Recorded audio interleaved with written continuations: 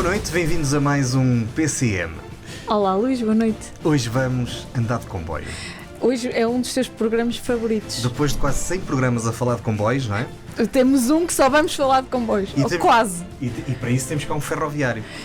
Que não é de cá, mas se justifica estar cá. É, porque ele adora o Douro, não é, Zé Carlos? Sim. Não sou de cá, mas tem ligações atrás dos montes, não é? Atenção que o Zé Carlos, antes de vir para aqui, já me vinha a contar que andou a estudar em Bragança. Sério? Vinha para o Pioledo. O que vinha fazer não interessa. Vinha visitar, não é? Vinha ver as vistas de Vila Real, vinha aos colhetes. E depois passava a vida a andar de comboio para cima e para baixo. Quando esgotávamos as vidas em Bragança, ainda vinhamos a Vila Real. Isso não era fácil.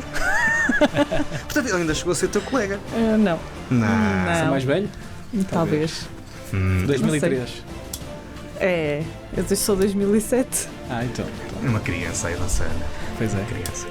Hoje vamos falar de comboios. Temos cá a pessoa que revolucionou a ferrovia no país, mas sobretudo no Douro. É essa a história que temos para ouvir já a seguir. É apaixonante e venha connosco.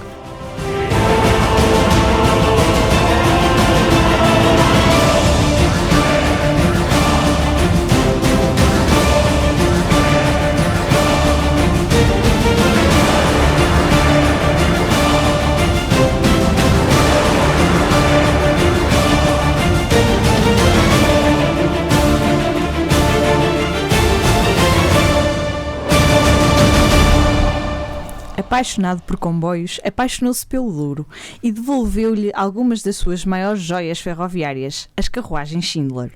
É diretor de Engenharia e Manutenção na CP, cargo que deixará em breve para rumar à Assembleia da República. Nos últimos 2 anos foi um dos rostos da revolução ferroviária que mudou o país e o Douro em particular. José Carlos Barbosa não é de para cá dos Montes, mas será para cá dos Montes que será recordado por ter liderado o movimento que devolveu dignidade à linha do Douro. E então estas... Foram boas.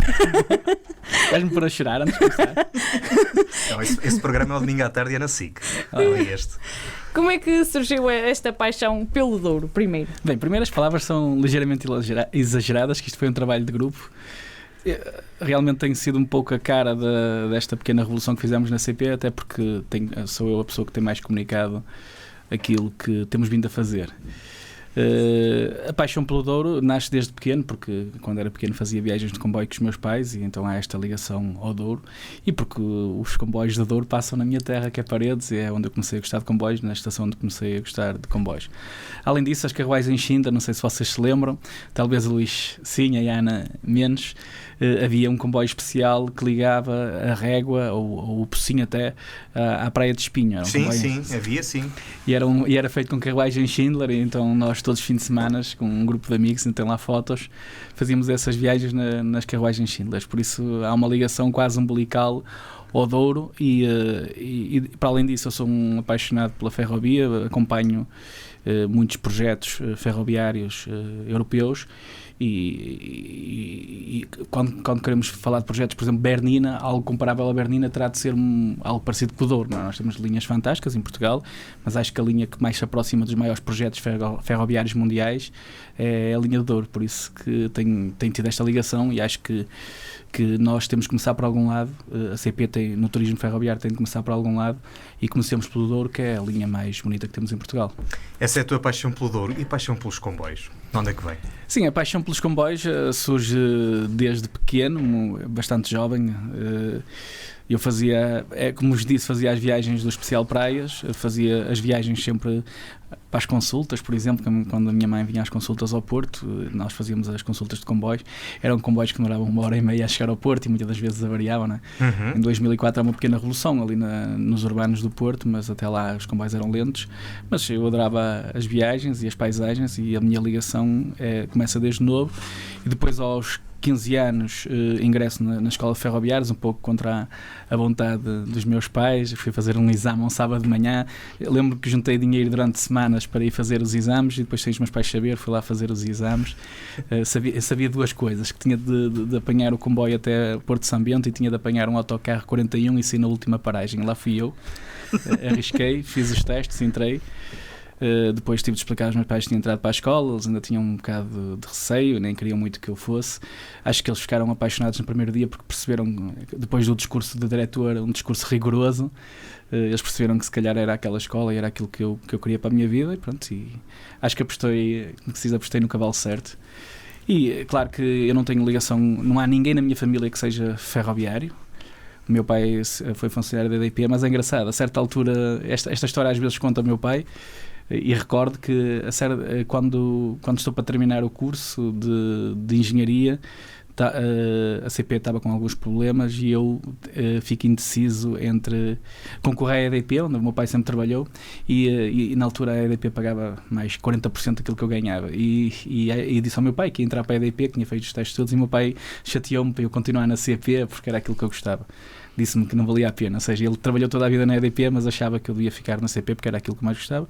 Então optei por fazer carreira na CP, fui enquadrado depois mais à frente como engenheiro e fui trabalhando cá. Eu comecei como operário, comecei como aprendiz, não é? Aos 15 anos, depois de acabar o curso de aprendiz, ainda passei um ano em Bragança, por isso é que tenho esta ligação umbilical atrás dos montes, né? Bragança estuda-se, mas também se vive muito, não é?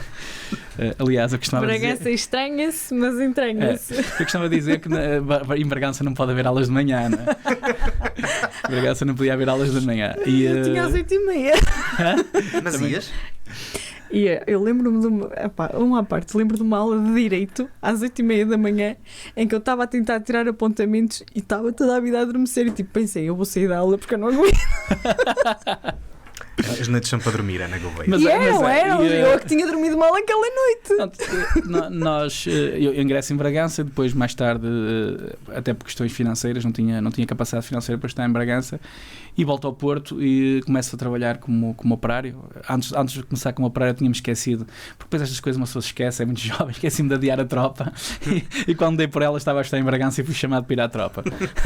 4 meses na tropa e depois ingressei na oficina de alta velocidade.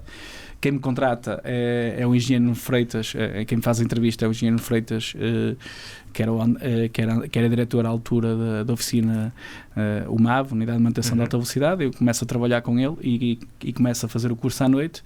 Pronto, em 2009 termino o curso e fico como responsável da área de manutenção. Bem, e de 2009 a 2018 toda a gente percebe a história do que é que aconteceu na CP. A partir de 2011 há um forte desinvestimento na ferrovia.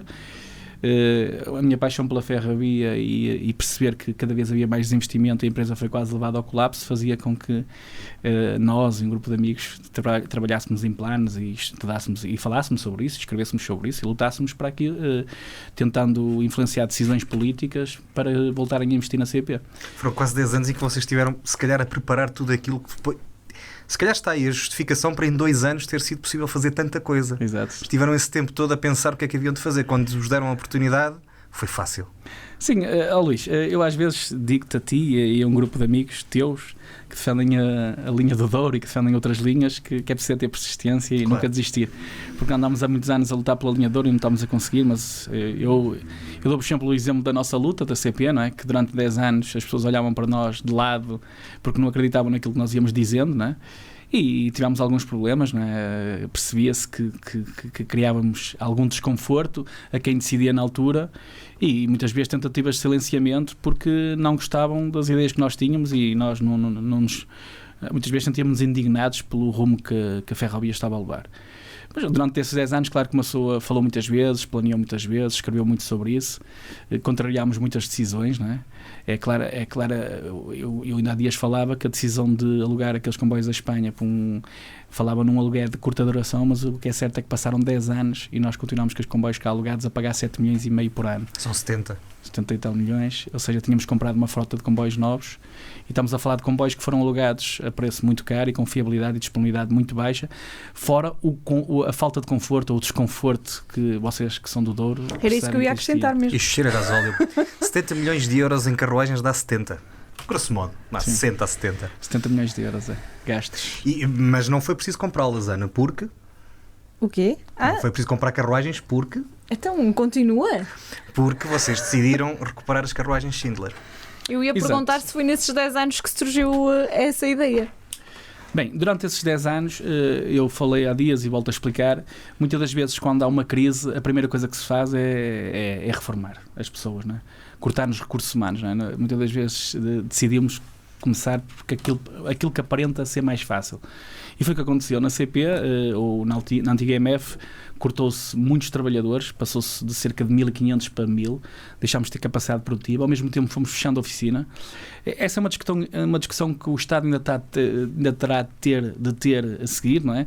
Que é aquela divisão entre a CP e a REFER e agora a IP, depois a criação de uma IP Património, esse tipo de entidades, todas procuram o lucro, não é? Se a IP Património procura o lucro, é normal que querendo rentabilizar o seu ativo alugando a preços mais altos ou alugando a um preço que considera justo.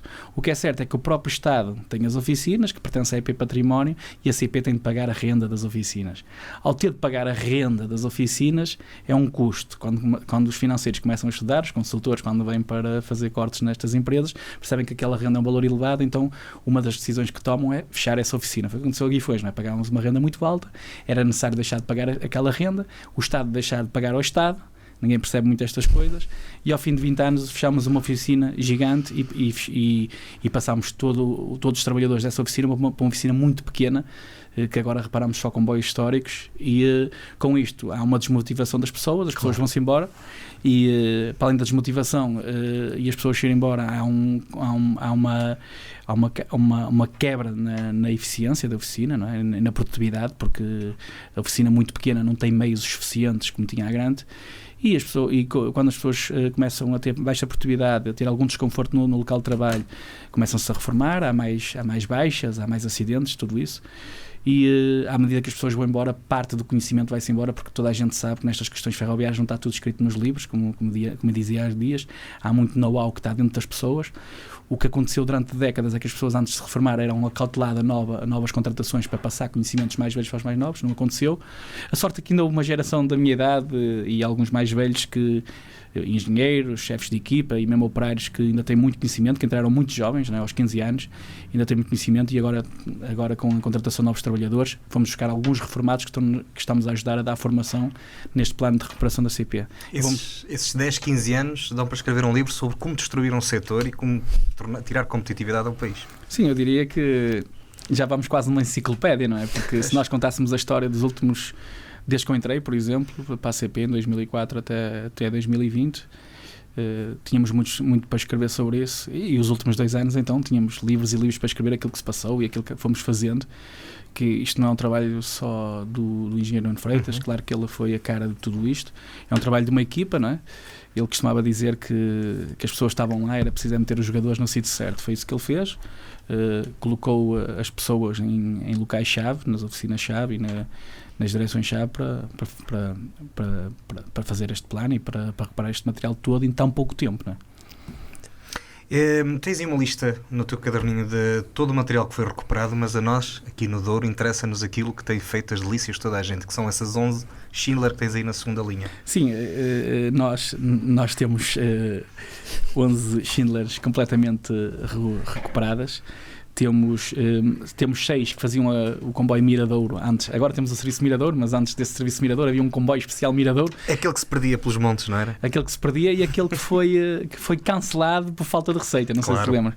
Ou seja, nós fazemos de um serviço que era um verdadeiro insucesso, teoricamente, para um serviço que é um sucesso a nível mundial. Não é? Transformámos um serviço que a CP cancelou e abandonou, e encostou as carruagens, para um serviço que é um sucesso e que toda a gente fala, a nível nacional, toda a gente conhece o comboio Miradouro, e a nível europeu já toda a gente percebe que várias páginas e várias revistas internacionais têm dado enfoque àquilo que é o serviço Miradouro. Portanto, neste momento nós temos 11 recuperadas, temos 6 que estavam em fase de... Já estavam recuperadas, eram encostadas, mas também estão a circular, ou seja, neste momento estão 17 a andar, estamos em fase final de recuperação das últimas 2.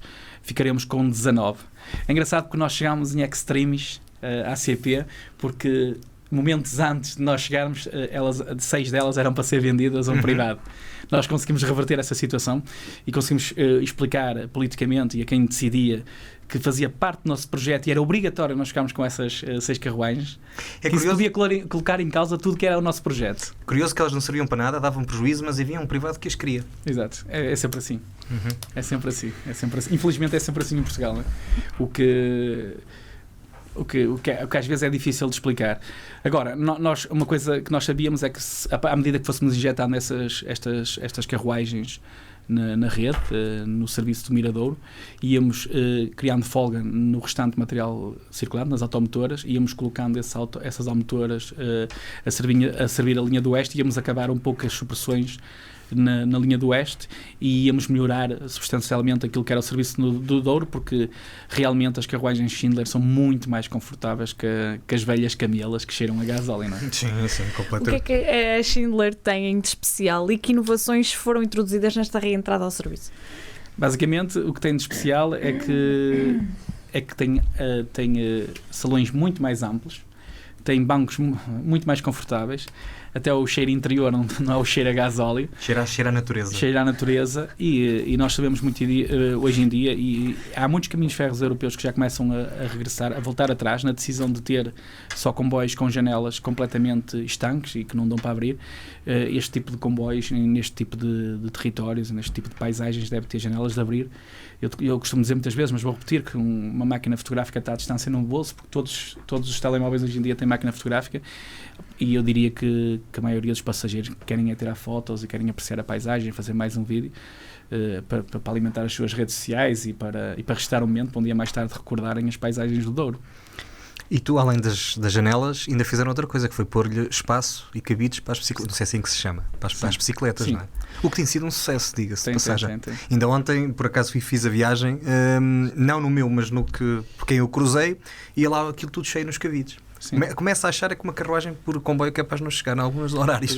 Exato. Nós neste momento temos 4 carruagens e essa colocação de suportes para bicicletas nas carruagens dá-nos um prémio, não é? Um prémio de mobilidade, uma associação de cicloturismo nacional. Nós temos 4 carruagens Sorefam com capacidade para transportar 12 bicicletas para grupos, ou seja, se houver um grupo que quiser fazer a reserva, consegue fazer através do site da CP. Elas circulam em alguns serviços. Para além disso, todas as carruagens Schindler de primeira classe têm suporte para 2 bicicletas. É um tipo de público-alvo novo que nós queremos ir captar.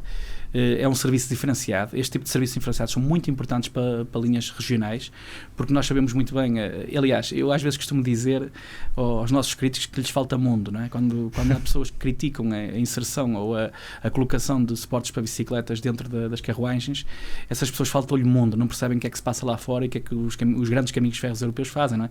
Há países, há caminhos ferros europeus que têm a carruagem completa para bicicletas, ou seja, eles investem numa carruagem em que metem só suportes de bicicletas. Aqui nós fazemos um mix, retiramos alguns lugares e metemos suportes para 12 bicicletas. Eu diria que no futuro, se isto crescer, neste momento temos um quarto da carruagem, no futuro podemos crescer para meia carruagem e, se caso seja necessário, crescer para uma carruagem inteira. Porque há muitas pessoas que vinham até, por exemplo, à régua de carro e depois faziam a Nacional 222 de bicicleta. Essas pessoas já não precisam de vir no carro, podem vir nos comboios. São grupos de pessoas que iam utilizar o carro e agora começam a utilizar, ou seja, é receita para a CP. Eu diria que eu em 2010 trabalhei com o engenheiro Nuno e um conjunto de engenheiros nos caminhos ferros suíços, e nós percebíamos que à sexta-feira quase toda a gente largava tudo e pegava na sua bicicleta e entrava para dentro do comboio e ia para as montanhas.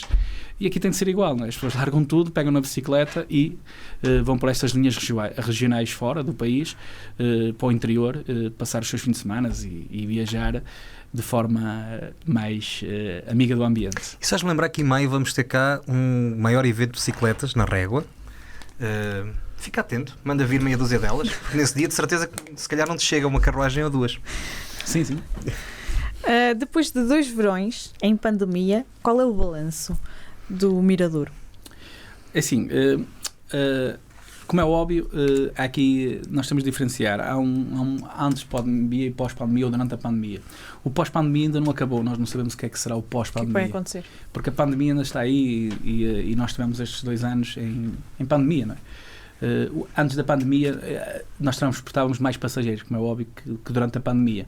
Ou seja, há quem, irritantemente, até para mim, às vezes ouço, e até dentro da CP, que continua a comparar os números da pandemia com os números pré-pandemia e misturar o Mirador, que aquilo era o serviço de automotoras diesel. Isso não faz sentido nenhum, não é? Nós temos que comparar períodos homólogos iguais e não podemos comparar aquilo que é antes da pandemia e durante a pandemia. Quando acabar a pandemia, aí é que temos de fazer a comparação. Neste momento, o que é que nós devemos fazer a comparação? Que era o que é que sentem os passageiros o que é que sentem atualmente os passageiros e o que é que sentiam antes ao viajar no Douro, ou seja, comparar qual era o que é que sentiam o passageiro a viajar numa carruagem Camela e a viajar numa carruagem Schindler. É isso que nós vamos fazer, é fazer esse tipo de comparação, não é? É perceber o que é que o passageiro sentiu a experiência numa carruagem, numa Camela ou numa Schindler. Porque nós não conseguimos comparar os números quando estamos a comparar números de pandemia, em que muitas das pessoas não saem de casa com medo, e pré-pandemia. O que vai acontecer, e que eu tenho a certeza que vai acontecer, é que depois da pandemia passar, os números de Douro vão crescer exponencialmente. A linha de Douro é a linha com mais passageiros, é a linha regional com mais passageiros do país, né? E aquilo que eu dizia há pouco ao Luís, é que há uma forma de nós aumentarmos a frequência na linha de Douro, que é nós temos mais passageiros. E como é que nós aumentamos o número de passageiros? Nós temos de publicitar mais aquilo que é o serviço Miradouro, e temos de dar mais a conhecer aquilo que é o serviço Miradouro. Nós temos restrições ao número de carruagens. Até porque para a entrada em São Bento não dá para transportar mais que 6, 7 carruagens. Ou seja, como temos restrições, e se temos muitos passageiros, não podemos transportar os passageiros tipo sardinha, então temos de aumentar o número de frequência. Ou seja, à medida que nós formos ganhando mais passageiros, a operação vai ter de colocar mais frequência de comboios. Em vez de partir em 2 em 2 horas ou de hora em hora, podem circular de meia em meia hora, porque temos de ter capacidade para colocar todos os passageiros. Eu acho que o futuro é esse, é nós ganharmos mais passageiros e ao mesmo tempo que vamos ganhando mais passageiros, vamos ganhando mais frequência para o Douro. Mas para isso também é preciso que a infraestrutura acompanhe Sim. a vontade da CP, o que nem sempre tem acontecido. Sim. Ok. Mas isso é outra entrevista. São os 500. Não, isso como é óbvio, eu acho que o caminho daqui para a frente, até porque percebemos que temos um ministro que tem particular interesse para aquilo que é a ferrovia e, no fundo, o ministro lidera toda esta revolução, não é?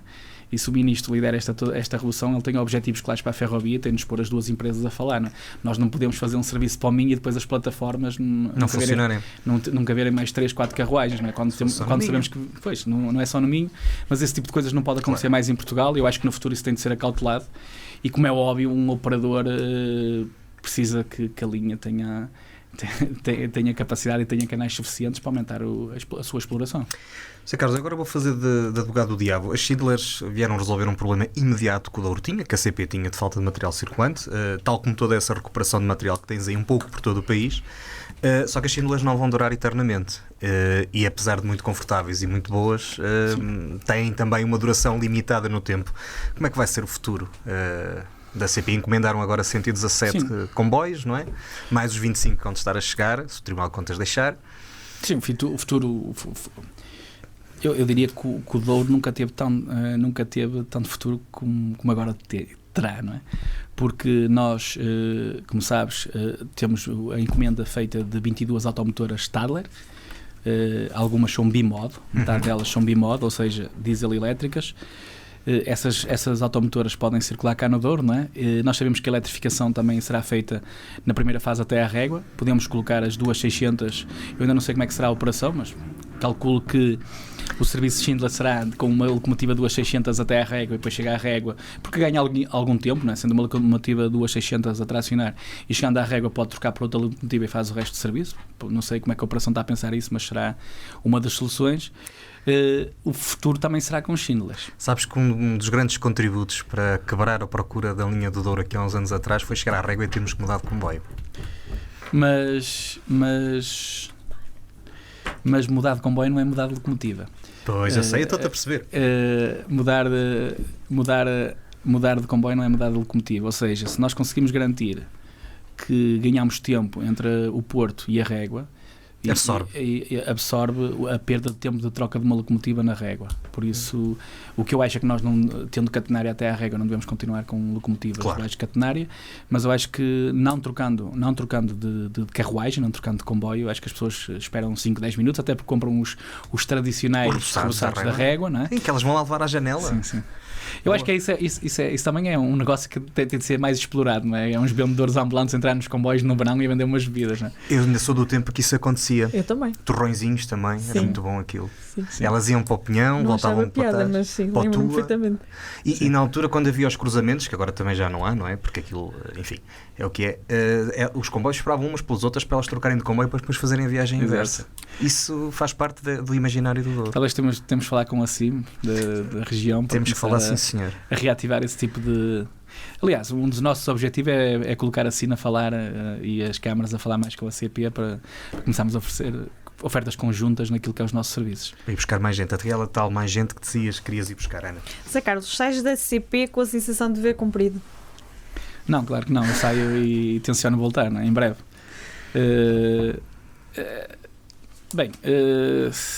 Realmente... Não é 6, mas é difícil a pergunta. Não, a pergunta é sempre...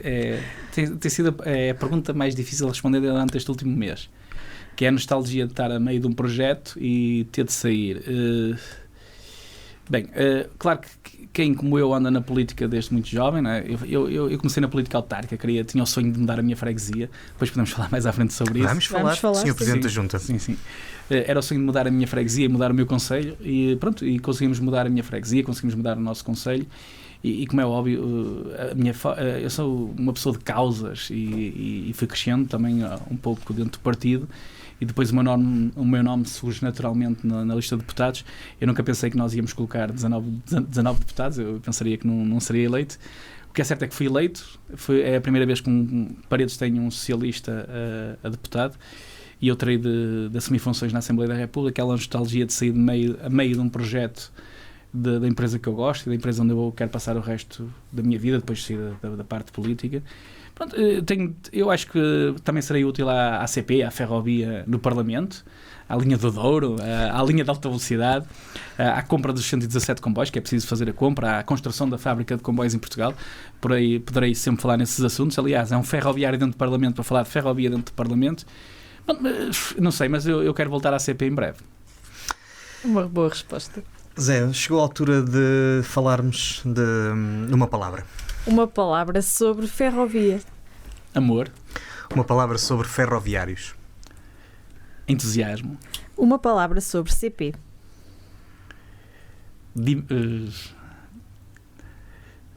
Boa pergunta. Uma palavra... Paixão. Uma palavra sobre Valdo Sousa. Sonho. Uma palavra sobre Schindler. Carismáticas. Uma palavra sobre a linha do Douro. O futuro. Uma palavra para os turistas ferroviários.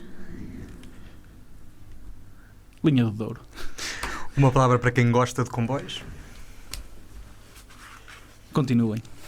E uma palavra para quem não gosta de comboios. Não sabes o que perdes. Nós hoje estamos à conversa com José Carlos Barbosa, ele é diretor de Engenharia e Manutenção da CP, uma das caras e um dos responsáveis pelo facto de hoje o Douro ter belíssimos comboios a percorrer o vale para cima e para baixo. É com ele que vamos continuar a falar já a seguir. É muito mais que isso, é presidente da Junta de Beiro, também vamos falar sobre isso. Venha connosco. Universidade FM 104.3. Na Associação Valdouro vivemos de paixões. Apaixone-se connosco pelo desporto que promovemos, pela cultura que levamos pela região, pela dança com quem cantamos os mais novos, pela defesa de causas, pela defesa da linha do Douro, pela riqueza das nossas associações, para cá dos montes, pela nossa região, pelo nosso território, pelas nossas gentes, pelo nosso Douro. Apaixone-se connosco. Rádio Universidade sempre no ar! Estamos de regresso ao PCM, estamos à conversa com José Carlos Barbosa. Vamos continuar a falar de comboios, Vamos não é? O teu continuar a tema su- preferido, Vamos continuar a subir o vale, para ver se é hoje que chegamos a Barca d'Alva. ou a Espanha? Opa, É uma das perguntas. uma de cada vez. Não? Sim, Não sei. e é muito parecida com essa primeira que tens aí. Pois é. Zé Carlos, vais pôr a Assembleia da República a falar de comboios? Claro que sim, não é? Tens que expor a andar de comboio também. Às vezes, Exatamente, eu era isso que ia dizer, para além de falar andar de comboio. eu às vezes brinco que há políticos que falam de tudo e não falam de nada, não é? Eu falo daquilo que sei, que é comboios, não é? Porque se for falar de direito, há lá dezenas de advogados, não é? Se for É o que falar há de mais. saúde, há lá médicos. Se lá falar de agricultura, também deve haver alguns agricultores. Eu confesso que eu não fui a ver, mas dos 230 deputados, ou 228, não é? Faltam 2, tu deves ser o único ferroviário. Sim, eu por acaso tive cuidado de colocar quando na campanha perguntaram qual é a profissão e eu disse, não, mete engenheiro eletrotécnico, mas mete ferroviário. Porque é importante, não é? que as pessoas percebam que há um ferroviário no Parlamento. E é engraçado que, claro, que estas coisas chegam rapidamente à Espanha, aos entusiastas do caminho de ferro, e recebi dezenas de mensagens de espanhóis, todos felizes, a dizer que em Espanha deviam ter um ferroviário no Parlamento. E eles são pai o dobro dos nossos, não é? Sim, sou pai o dobro. O dobro não, eles devem ser 30 mil ou 40 mil, ou seja, são Pois talvez- com as outras, sim. talvez 10 vezes mais que nós, mas também o país é muito maior. E houve jornalistas espanhóis que tentaram falar comigo, queriam entrevistas, mas eu disse, não falo espanhol, não é? Só se falar em português, depois vocês colocam lá umas legendas. Mas sim, na área ferroviária, mesmo colegas da Renfe com quem nós trabalhámos, ficaram entusiasmados por perceberem que havia alguém que gosta de comboios no Parlamento. Zé Carlos, tu tens várias causas em que te envolves e já deste até algumas ideias para além da parte da manutenção e da recuperação do material circulante. Deste já algumas ideias para o futuro ferroviário do país. Já vamos voltar a falar do Douro, mas tu tens também a vontade numa nova linha no Val de Sousa. Foi uma ideia que foi tua também e que floresceu na região. Como é que está esse processo? Achas que vai ser uma realidade ou não? Neste momento, o que está a ser feito é o estudo de viabilidade económica e de traçado na IP, nas infraestruturas de Portugal. Como é óbvio agora, quando começamos a falar do traçado, terá de haver consciência entre os autarcas. O que lhe digo a eles é que para rapidamente entrar em consciência em relação ao traçado. Esse é um projeto interessantíssimo para toda uma região, importante para o país, não é? O Vale do Sousa é uma região que infelizmente ainda é muito pobre, mas é uma região bastante industrializada. Nós somos muito fortes a nível nacional na indústria do mobiliário, somos muito fortes na indústria do calçado, somos muito fortes na confecção. O próprio Concelho de Paredes começa a ficar muito forte naquilo que é a metalomecânica, ou seja, nós temos muita indústria. Uma das formas, e nós sabemos que o futuro é a inovação, uma das formas de nós crescermos mais é conseguirmos de forma rápida chegar ao nosso território a partir do porto, das universidades, ou seja, transferir os investigadores, os talentos para a nossa indústria de forma rápida, em transporte público, e também colocar os nossos jovens a estudar no Porto e a estudar nas universidades todas do país, em que se movam de forma rápida e forma ferroviária e barata. Por isso é com uma linha ferroviária, porque aquele território não tem uma linha, e é uma zona bastante que tem muitas pessoas, que vivem muitas pessoas. Perto de 1 milhão, não era? Se bem me lembro. Diz? É perto de 1 milhão de pessoas que pode beneficiar. Estamos a ligar 1 milhão de pessoas a 10 milhões, não é? Claro. E eu acho que é importante. O custo-benefício dessa linha, como é óbvio, essa linha tem muito mais benefício que aquilo que é o custo real, até porque nós sabemos que há financiamento para construir novas linhas. Claro que nós, no período antes deste aumento substancial dos preços da construção, apontávamos para cerca de 10 milhões por quilómetro, no máximo. Estamos a falar de 300 milhões de euros. Com algumas obras de arte poderá chegar aos 500 milhões. Por isso é algo que, se for financiado, eu às vezes até digo em tom de brincadeira que os municípios podiam pagar aquela parte não financiada, que rapidamente iam buscar todo o investimento que fizeram a nível de mobilidade naquela região. Isso até tinha enquadramento no PRR, mas pronto. Voltando ao Douro, tens debatido também por esta causa da linha do Douro. A reabertura até Barca d'Alva, de certa forma, está também relacionada com o Val de Sousa? Sim, também está relacionada, porque nós no futuro até podemos ligar a linha de fazer o laço, fechar o laço através da Amarante. Bem, eu aqui sou crítico, tenho de ser crítico, porque tal como na CP era igual, ou seja, a partir do momento que a CP era liderada só a partir do Rossio, A CP passou toda a vida de dificuldade porque as pessoas que estavam no Rossio não conheciam o resto do território onde a CP operava. E na IP é um pouco semelhante, não é? A IP é liderada a partir da Almada e muitas das pessoas que decidem não conhecem bem o Douro e não percebem o potencial que aquilo tem para o país. Isso é uma dificuldade. Se as pessoas que decidem, se as pessoas que fazem os projetos, se as pessoas que leem os estudos estão completamente inquinadas e não conhecem território, é normal que elas muitas das vezes não apoiem esses projetos e trabalhem nos bastidores para que o projeto não avance.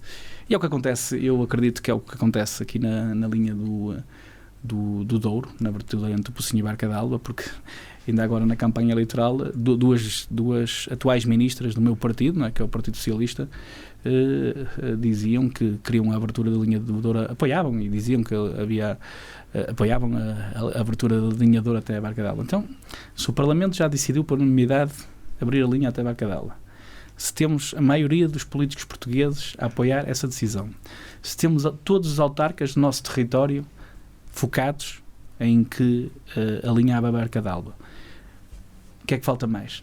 O que é que falta mais? Não percebo. Também ninguém percebe. Falta a decisão de algum técnico. Se a decisão está a política, as pessoas normalmente não botam nos técnicos, botam em políticos. Se os políticos decidiram que a linha é para abrir, troquem-se os técnicos. Zé Carlos, achas que fica por Barca d'Alba ou que segue mesmo até Espanha? E de que forma é que amanhã, se os políticos decidirem abrir a linha, a CP estava preparada para pôr lá os comboios?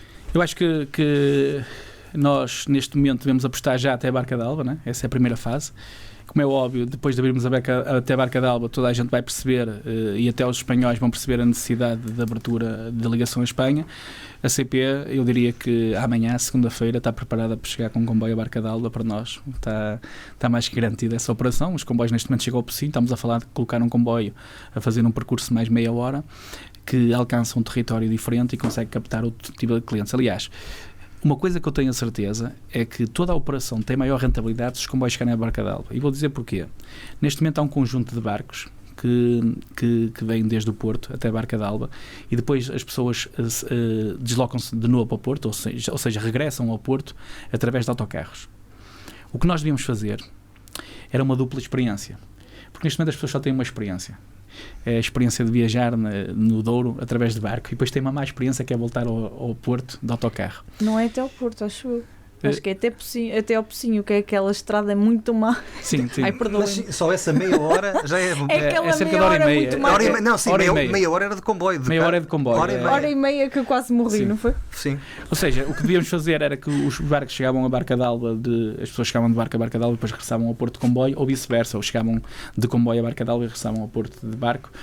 Ganhavam os operadores dos barcos e ganhava o operador ferroviário e ganhavam todas as pessoas, sem dúvida nenhuma. As pessoas ganhavam no mínimo 1 hora e meia e atenção que e até... o enjoo, quem é enjoadinho? Não, e porque é uma estrada perigosa, né? Estamos a falar de uma estrada perigosa. Sim. E até porque as pessoas por norma não fazem esse percurso, não é? O território perde muito, as pessoas deixam de viver nesse território, não é? Sim, aquilo está completamente abandonado, a não ser quem lá vive, ninguém lá vai e é um dos sítios mais bonitos do Douro, provavelmente. Depois, claro que há aquelas ideias de análise de custo-benefício, não é? Mas para isso eu começo a achar que melhor nem é contratar engenheiros, é contratar sociólogos e escritores que escrevam histórias, porque uma análise de viabilidade, a viabilidade não é mesurável ali, não é? Viabilidade, uma financeira, não é, a coisa não é assim. O custo-benefício, a análise de custo-benefício, isso não é difícil de avaliar. O território fica a ganhar com aquilo. Nós conseguimos trazer mais passageiros para aquele território. Nós conseguimos que as pessoas não abandonem aquele território.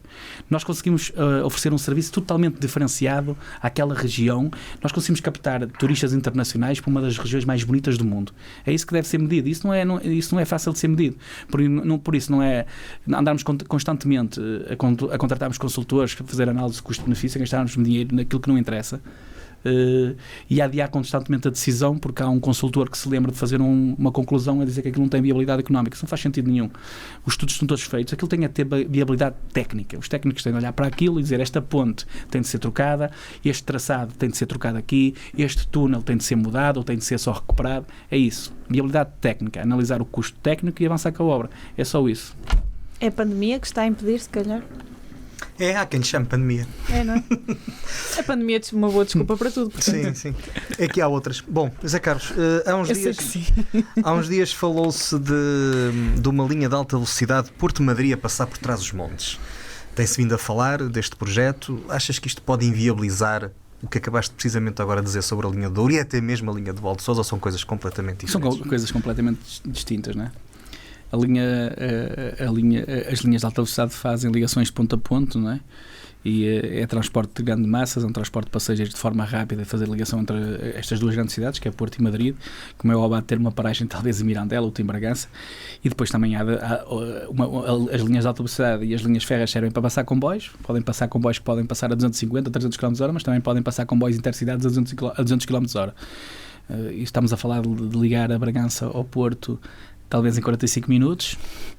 E a partir disso, a forma como nós vemos este território é totalmente diferente. As pessoas podem acordar de manhã a trabalhar no Porto e voltar à sua terra natal e onde estão com a sua família e viverem em Bragança. Isso acontece em países como a Alemanha, como a França, acontece muito. E a única forma de nós aqui a 30 anos continuarmos a ter pessoas neste território é termos estas ligações rápidas, ferroviárias e a baixo custo, que se liga as pessoas rapidamente às grandes cidades e as cidades se aproximem uma da outra de forma eficiente e amiga do ambiente, que é o transporte ferroviário. Pronto, uma coisa não tem nada a ver com a outra. Uma coisa é a ligação até Barca d'Alva, estamos a falar de canais diferentes. Outra coisa é a linha de alta velocidade. Quem misturar isso parte logo de pressupostos errados e acho que é errado pensar nisso. Podemos falar das duas coisas ao mesmo tempo e devemos falar porque são projetos totalmente diferentes. Um projeto é uma ligação regional que há de ligar a Espanha e que poderá ter no futuro contributos importantes até para o transporte de mercadorias através da linha do Douro, e estamos a falar de todas as pessoas que vivem ao longo da linha do Douro, e há projetos turísticos que também podem avançar, há pessoas que podem ficar na sua terra e não têm a necessidade de se deslocar e procurar emprego para outros territórios porque conseguem fazer um projeto que capte os novos turistas que vêm até Barca d'Alva, por exemplo. Porque nós sabemos muito bem que a partir do momento que metemos o Miradouro, todos os negócios à volta das estações mudaram. No Pinhão, no Tua, basta falar com o dono do restaurante do Calça Curta, que toda a gente percebe que há um aumento exponencial do número de clientes. Porquê? Porque nós estamos a oferecer o serviço Miradouro. A CP dá muito mais à economia local que todos os outros operadores até de barcos, porque a CP faz o transporte, depois as pessoas escolhem onde querem ir, enquanto que os operadores de barco levam as pessoas para as quintas A, B ou C. Pronto, é o plano que eles têm, mas a CP não, é muito mais... Consegue alimentar muito mais pequenos negócios que aqueles grandes operadores de barcos. Sabes que foi por causa há bocado perguntava a Ana por causa da pandemia e do Miradouro, mas grande parte do motivo pelo qual o Pinhão, acho que em parte também a Régua, passaram melhor pela pandemia e tiveram, quando foi possível, a oportunidade de trabalhar, foi na altura em que os cruzeiros acabaram, que os barcos acabaram, foi precisamente porque o Miradouro vinha e trazia gente. Sim, é muita gente, e tu sabes, tu conheces os graus de ocupação, alguns deles não os podemos dizer porque estávamos em pandemia, mas tu sabes disso. No futuro até podemos estudar melhor o impacto económico que temos na região. Aliás, o primeiro passo foi acabar com as dispersões e injetar estes comboios, e como é óbvio, nós não conseguimos mudar o mundo de uma vez, claro. nem conseguimos mudar a operação toda de uma vez nesta linha. Eu acho que o passo seguinte é nós colocarmos, e já tentámos isso, o Luís também tentou isso, é colocarmos os autarcas todos de cima, a falar com a CP e a fazerem ofertas conjuntas. Eu acompanhei com agrado esta semana que o autarca de Vila Nova de Foscoa oferece o transporte rodoviário a quem chegar ao Pocinho de comboio para irem à feira das amendoeiras em Flor. Isso é interessantíssimo. Essa medida para a feira, hoje é a feira das amendoeiras em Flor, amanhã é a festa da Lijó, outro dia há de ser a festa de cabeceiras, não é de cabeceiras, ali no Tua, não é? A Carrazeda. De Carrazeda de Anciães.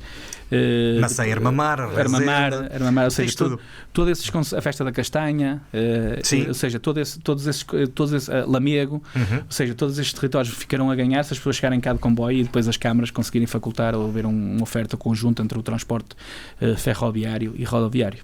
E já que falaste em Foscoa, está a decorrer precisamente a festa das amendoeiras esta semana e é tudo muito fácil, é apanhar o comboio no Porto, em qualquer ponto da linha de Douro, e chegar ao Pocinho, apanhar o autocarro e depois voltar à noite. Sim, e o autocarro ainda para mais é gratuito. Ainda para mais é gratuito e até liga ao Museu do Coa se for caso disso. Muito bem. Só vantagens. Vamos ao Foscoa para a semana, Ana. Temos que ler. Temos lá uns programas para fazer. O que é que achas que falta para que é efetivamente necessário para que estes 3 projetos avancem definitivamente? Estás a falar também do projeto de alta velocidade? Estou a falar dos 3, sim. Falo de Sousa Douro e Alta Velocidade, que na verdade constituem uma visão que revolucionaria o Norte, ou não? Sim, eu diria que revolucionaria o país, não é? Uhum. Porque ligávamos toda esta região ao país, não é? Quando estamos a falar de ligação até Barca d'Alva, estamos a ligar Vila Real de Santo António a Barca d'Alva, não é? Não estamos a falar só de ligar o Porto a Barca d'Alva, estamos a falar desde Vila Real de Santo António ou Valença a Barca d'Alva. Eu diria que os projetos, eu acho que o mais fácil de fazer já, começar amanhã e começar em obra, seria a ligação ao Pocinho, que é a Barca d'Alva. Pocinho Barca d'Alva, acho que é um projeto que é o projeto de menor custo. Depois teríamos o projeto nos próximos 10 anos a concretizar da linha do Val de Sousa. E depois, durante os próximos 10 anos, nós sabemos que está em curso a ligação Porto-Lisboa de alta velocidade e a seguir poderíamos fazer, teríamos de pensar no projeto até Madrid. Acho que era um projeto importante, é um projeto que tem custos, mas a Espanha fez 3.000 km de rede desde 1992, que fez a primeira ligação entre Madrid e Sevilha, e neste momento tem 3.000 km de rede de alta velocidade. Nós não temos nenhuma, mas falta vontade política? Sim, eu acho que muitas das vezes mais que a falta de dinheiro é vontade política, não é? Porque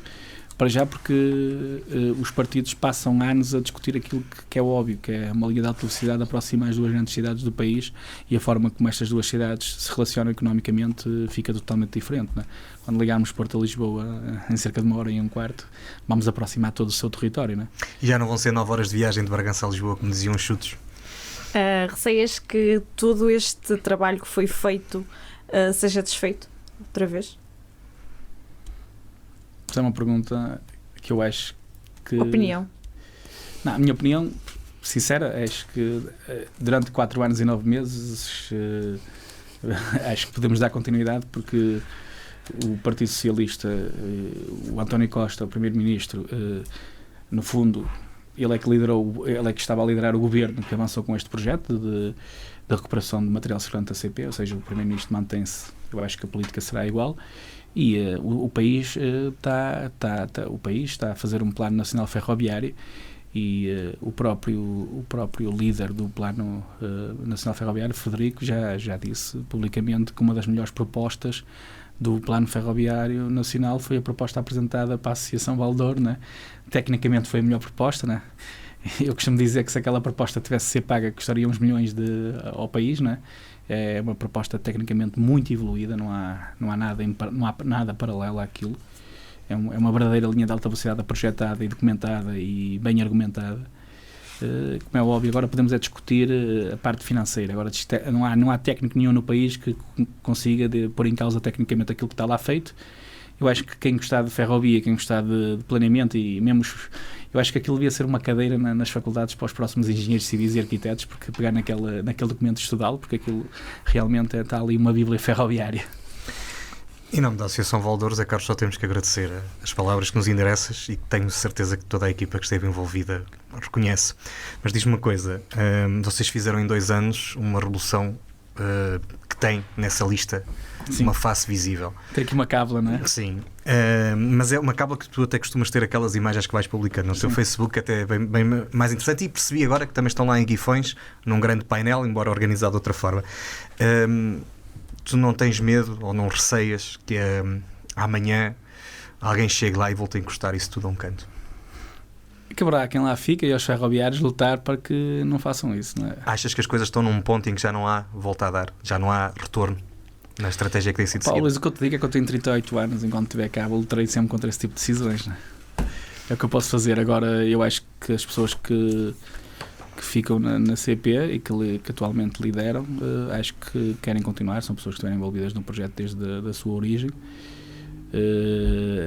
e eu acho que eles devem continuar com o projeto, e eu acho que o projeto é para continuar. Agora, neste momento estamos numa fase final de recuperação do material encostado, mas estamos a preparar a compra de 117 comboios, não é? Nós queremos uma fábrica made in Portugal, um comboio made in Portugal, uma fábrica de comboios em Portugal. E há 6 concorrentes, ou 6 interessados. Sim, há 6 concorrentes. Eu também, entretanto, sou presidente do Centro de Competências Ferroviária, e temos andado a falar com alguns fabricantes, e há um dos fabricantes que claramente que estava interessado em construir rapidamente a fábrica cá para começar a produzir comboios cá. Uma das coisas que está no caderno de encargos para o concurso é que a fábrica tenha, ou seja, quem ganhar o concurso é obrigado a construir cá uma fábrica e a construir cá parte dos comboios. Há uma valorização de 15% no resultado final a quem apresentar maior incorporação nacional. Por isso os comboios, este projeto tem pernas para andar, e eu acho que depois nós construímos os primeiros, eu não sei se isso pode concretizar, mas eu acho que existe uma grande possibilidade disso concretizar, que é, a partir do momento que nós produzimos os primeiros 117 comboios em Portugal, nós temos indústrias bastante competitivas nessa área, parte dessa produção será em Portugal, e eu acho que os fabricantes vão olhar para o nosso país de outra maneira. A nossa mão de obra tem muita qualidade e é bastante produtiva, e eu acho que depois de construirmos estes 117 vamos continuar a construir comboios para todo o mundo, ou seja, o fabricante que ganhar o concurso depois terá dificuldades em decidir se abandona a fábrica em Portugal, ou seja, se nós conseguimos fazer cá a fábrica e se conseguimos construir bem os comboios e se envolvemos toda a indústria nacional na concretização desse grande objetivo, acho que nós durante décadas podemos ter aqui uma fábrica de comboios a produzir para todo o mundo.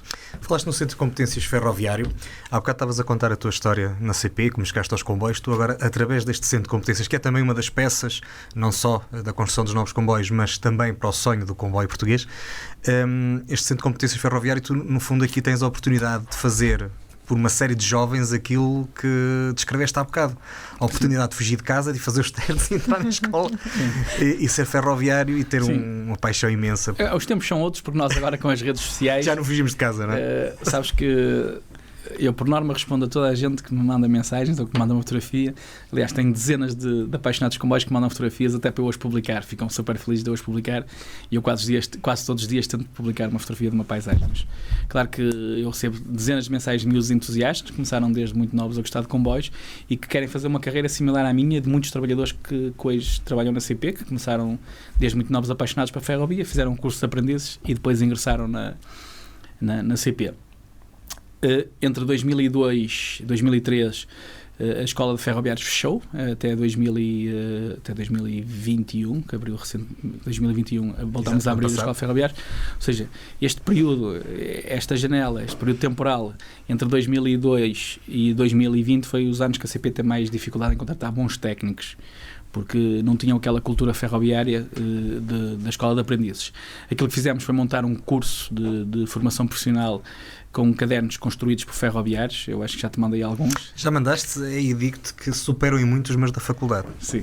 Porque ali percebe-se de comboios, os da faculdade. Sim. São um bocado metafísicos. Eu às vezes digo então, as pessoas, muitas daquelas disciplinas, chamam-se UFCDs, são de 25 horas. Como é óbvio, os cadernos têm muito mais matéria para 25 horas. Aquilo que eu digo é, nós damos os documentos, a informação-chave, e depois eles têm lá aquele documento que serve de bíblia ferroviária para eles consultarem.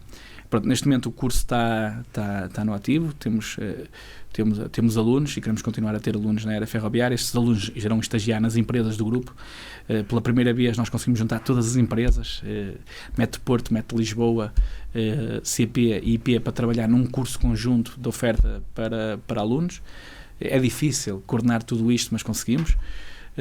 Além disso, há o doutoramento ARL na FEUP, que nós queremos continuar a apoiar, e queremos que parte do doutoramento, especialmente a parte de tese, seja feita no Centro de Competências Ferroviário. Há uma incubadora de empresas. A parte de incubadora de empresas, nós queremos que parte do Centro Ferroviário será colocada uma incubadora de empresas onde nós lançaremos desafios de sistemas que estão obsoletos, por exemplo. Nós temos de acabar com aquela dependência dos grandes fabricantes, porque na gíria, não é? Nós dizemos o fabricante abriu a boca demais, não é? Quando há um sistema que está obsoleto, o fabricante diz que temos de trocar de sistema, e depois pratica preços quase impraticáveis, e nós temos de arranjar soluções no mercado nacional. Eu posso dizer que, por exemplo, o sistema de informação aos passageiros da ZARC já foi construído na nossa área de inovação da CP. O Centro Tecnológico também servirá para isso. Sempre que nós tivermos um problema técnico, nós vamos lançar essas startups, essas empresas que estão na incubadora ferroviária, vamos lançar desafios para que eles possam encontrar soluções mais baratas portuguesas e dentro do mercado nacional para trabalhar com parceiros portugueses.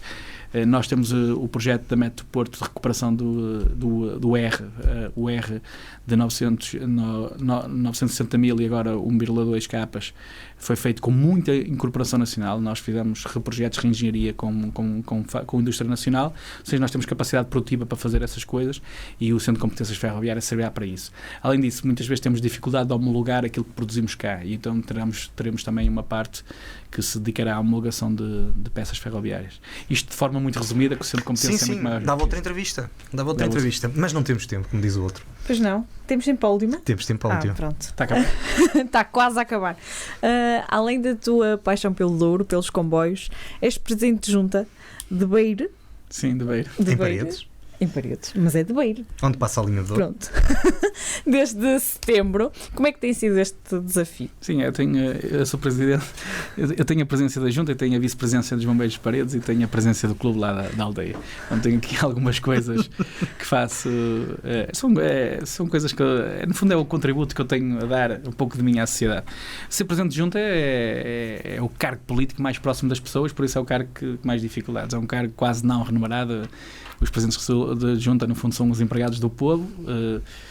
Por exemplo, eu desde que estou a presidente de junta nunca recebi nada, porque nós só temos dinheiro para pagar aos funcionários da junta, por isso não há forma de receber dinheiro. Costumo brincar a dizer, nós estamos ali a trabalhar para a freguesia e os orçamentos são muito reduzidos. Não? O orçamento que temos basicamente é para pagar os salários e pouco sobra, é para pagar os serviços, a gasolina, a eletricidade e pouco mais.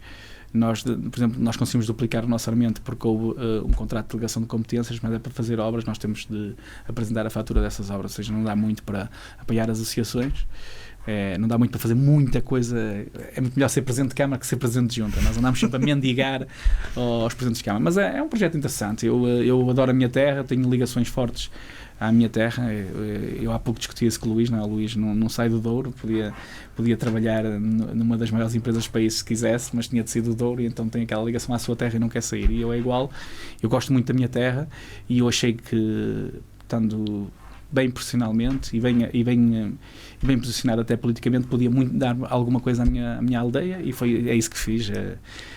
Ser presidente de junta, acho que é uma coisa que eu lutei desde miúdo, não é? Porque nós perdíamos muitas vezes, não é? A primeira vez que eu fui candidato à junta foi em 2005, nós tirámos uma maioria a alguém, e era engraçado que o meu avô fazia parte do presidente de junta que lá estava, não é? Foi sempre, acho que era o tesoureiro dele, havia logo conflitos na família, mas pronto, eu tinha o sonho de mudar a minha terra e eu sou socialista, não é? O meu conselho foi sempre de direita e perdi muitas vezes e é engraçado, nas últimas eleições temos ganho tudo, depois de andar muitos anos a batalhar e a dizer que tínhamos um caminho alternativo, mas não conseguimos convencer as pessoas, ou porque era jovem, ou porque passei um tempo sem viver lá na minha freguesia, ou porque não fui candidato uma das vezes, não é? Em 2009 abdiquei porque estava a acabar a minha licenciatura, então decidi que não era candidato à junta. E voltei em 2021, fui candidato, ganhei com 70% numa freguesia que normalmente é de direita, não é? Foi uma grande vitória, foi uma vitória esmagadora. Agora o objetivo é ganhar a próxima eleição com 90%, não é? Temos que estabelecer o objetivo que é... Temos cá um na cima que anda muito perto disso, uma câmara. É normal que eu adoro ter a oposição, não é? Porque é a democracia? É a democracia a funcionar e gosto que haja sentido crítico, mas por acaso dentro da minha equipa há sempre quem critica as minhas decisões, o que é importantíssimo, por isso e claro, como é óbvio, nas freguesias o importante são as pessoas e na minha equipa estão pessoas também que não são militantes do Partido Socialista, não é? E que se posicionam ideologicamente em vários quadrantes. O importante ali foi trabalhar para a freguesia e olhei muito àquilo que é competência. Escolhi pessoas que são competentes para aquelas áreas, para me darem apoio e claro que eu sou a cara daquela equipa porque era mais fácil para eles todos que eu fosse o candidato porque tinha mais notoriedade e eu até nem fiz muito porta a porta, confesso, mas pronto, a vitória já era vencedora à partida, não é? Porque pelos anos que... A verdade é que a malta vota para presidente de junta e sai-lhes um deputado na rifa, espetáculo.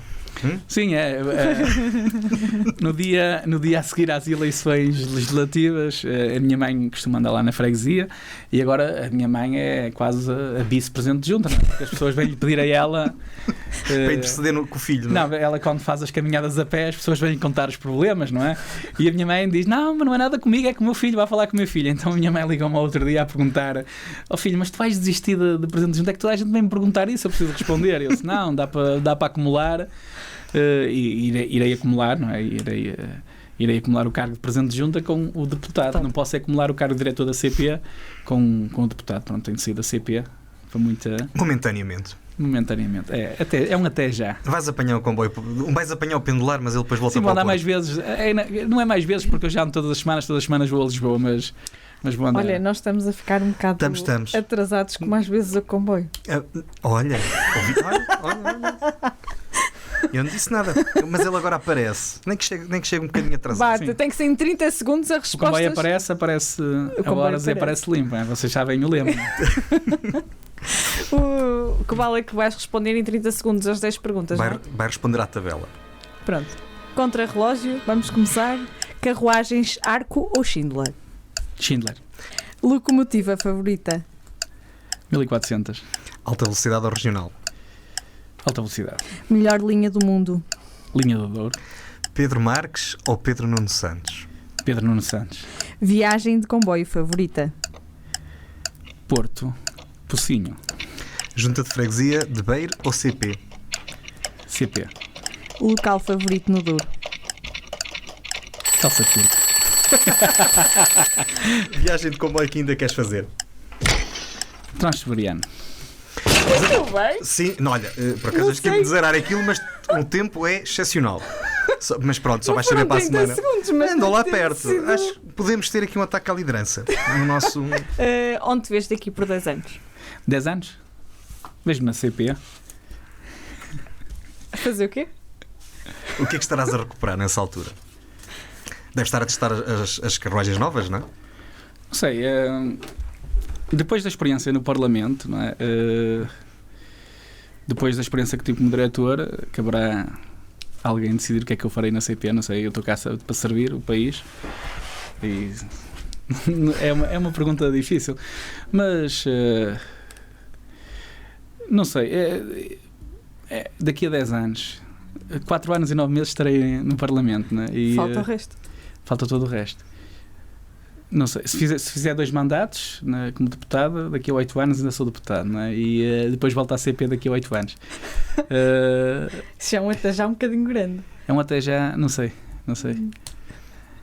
Bom, há de caber Eu acho que é essa pergunta, toda a gente. Eu tenho recebido muitas mensagens de pessoas entusiastas que queriam que eu continuasse da CP e até agradeço o carinho de todos eles. Realmente é bom sentir que as pessoas reconhecem o nosso trabalho.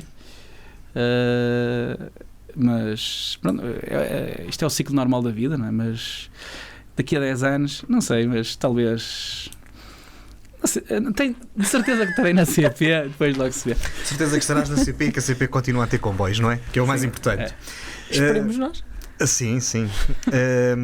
José Carlos, tu disseste há bocado que não consegues mudar o mundo de uma vez, mas em 2 anos mudaste muito. Dentro de uma grande equipa, como referiste, mudaste muito aquilo que era a percepção dos portugueses sobre uma das maiores empresas que nós temos e contribuíste para que ela voltasse a ter alguma credibilidade. És um dos rostos dessa revolução, uma revolução que não pode ficar por aqui. Muito obrigado por teres aceito o nosso convite. Obrigado. Muito obrigada, foi um gosto. O Para Cá dos Montes é uma coprodução da Associação Valdouro com a Universidade FM. Apresentação de Luís Almeida e Ana Gouveia. E a edição e apoio à produção do Daniel Pinto, que hoje está cá, e do Rafael Almeida. Nós estamos disponíveis em todas as plataformas digitais, no YouTube. Sigam-nos no Instagram. E se ouvirem no Spotify, é todos os podcasts, menos aqueles que apelam à não vacinação. Nós voltamos para a semana. Até para a semana. Obrigada.